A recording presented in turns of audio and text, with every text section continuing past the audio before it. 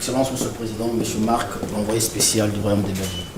C'est une semaine diplomatique à la Cité de l'Union africaine. 48 heures après la visite de l'envoyé spécial du secrétaire général de l'ONU, le président de la République Félix-Antoine Tshisekedi Tshilombo s'est entretenu ce mercredi 12 mars 2025 avec le nouvel envoyé spécial du Royaume de Belgique pour la région des Grands Lacs. Les échanges ont porté sur la crise sécuritaire actuelle dans l'Est de la République démocratique du Congo et les moyens d'y mettre un terme. Pour Marc Perkstein, la Belgique est respectueuse de l'intégrité et souveraineté de la RDC. Elle maintiendra la pression pour aboutir dans un premier temps à un cessez-le-feu sur le terrain des hostilités.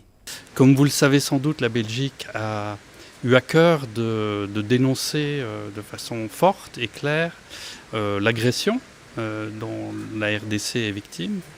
Et on le fait parce qu'on est très attaché au principe du respect du droit international, du respect de l'intégrité territoriale, de la souveraineté, de tout État, que ce soit en Europe, en Asie, en Afrique. Les règles doivent être les mêmes et s'appliquent à tout le monde.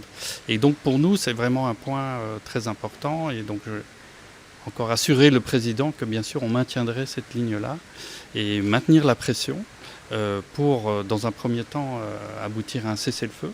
Revenant sur les dernières sanctions infligées par son pays à l'agresseur rwandais, l'envoyé spécial belge indique que d'autres mesures pourront être prises si Kigali s'obstine à garder ses troupes sur le sol congolais. Les sanctions, les mesures, parce qu'il y en a toute une série qui peuvent être prises, on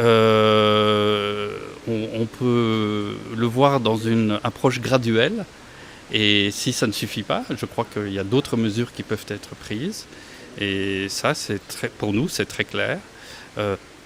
Et on continuera à sensibiliser nos partenaires, notamment européens, notamment au sein de l'Union européenne, à aller dans cette direction si nécessaire.